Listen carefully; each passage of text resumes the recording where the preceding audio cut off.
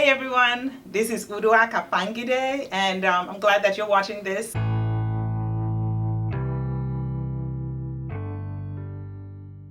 We've talked about the importance of mental health. We've talked about why people do not seek mental health and the need to seek out mental health as you become the version of you that you really want to be, a whole you. And today I want to talk a little bit about the fact that you bought into this. You have decided that you do want to seek out mental health services. But one of the things that keep people back is not knowing how to even begin. And so I want to talk a little bit about how do you do that? How do you even begin? The first thing is recognize that there is no size, that where mental health is concerned, it's not a one size fits all kind of thing. Therapists are specialized in different areas. And so the first thing to do is sit down and talk to yourself and try to figure out what is it that I need help with. If I'm struggling with relationships or in my social circles with friendships, then seek out someone who specializes in relationship counseling. If the idea is my marriage, getting my marriage to be what I want it to be, then seek out someone who's a marriage and family therapist. If you're dealing with anxiety and depression, you're going to go to a different kind of therapist. So basically assess what is my need. Why am I needing someone to walk alongside me right now? Okay, once you do that, then you can begin looking for someone who specializes in that area. At Afangide Therapy, that's why I'm not the only one doing therapy at Afangide Therapy. We have two other therapists. One of them deals mainly with children and adolescents. So if you're having a child that is struggling with anything, whether it is anxiety, whether it is school issues, whether it's ADHD, whatever it is, we have a therapist who specializes in that. We have another therapist whose background is in marriage and family. And so if you're needing help to make your marriage what it ought to be, you probably would see Sam. Now, if you're struggling with anxiety, depression, I do both individual counseling and I do marriage therapy, and we can walk alongside you. But first of all, decide, why do I need therapy at this time?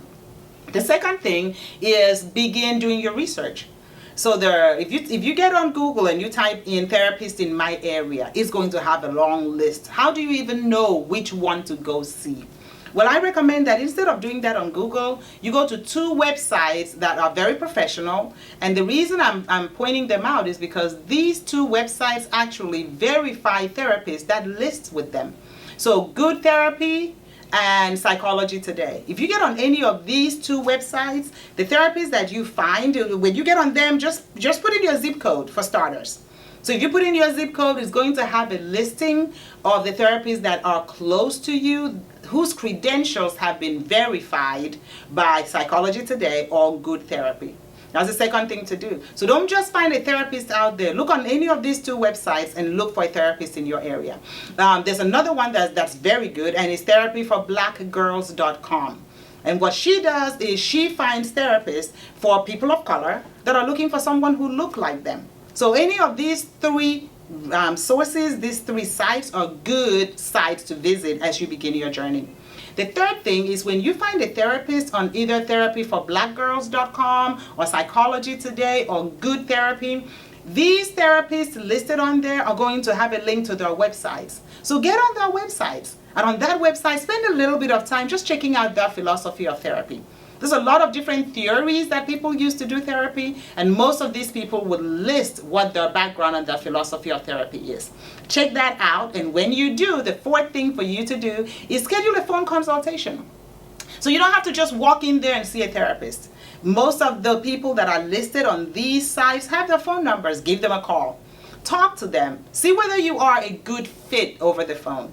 Some therapists are going to give you a free phone consultation for a few minutes so that you can get a feel for how they do therapy. And then go ready with your questions.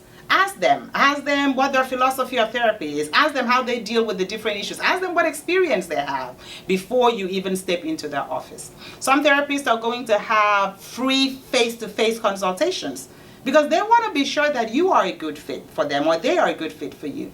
So go ahead and schedule a consultation, whether it's over the phone or face-to-face. Have an initial consultation before you actually commit. You know, one of the things that I tell my clients is you do not have to stick with a therapist the first time you show up in their office. You wouldn't buy the first pair of shoe that you put your feet in just because you tried it on, right? So you keep on trying until you find one that is a good fit. Or maybe a better analogy, you go to college. I see people do college visits. You usually visit a couple of colleges before you decide this is the one I want my child to go to, or this is the one that I want to go to. So feel comfortable doing that. The first time you go to a therapist doesn't mean you're committed to that therapist. It means you're trying to see if it is a good fit. If it's not a good fit, check out another one. There's somebody out there who is willing to walk alongside you, but you need to make the first step.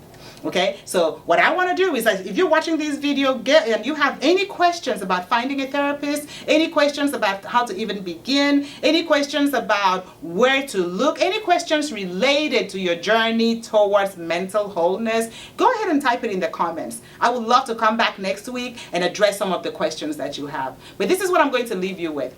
You're not just your physical self. You're not just your spiritual self. You're not just your emotional self. You are a sum total of wholeness, of an amazing wholeness. So why don't you begin your journey to make you completely who you decide to be?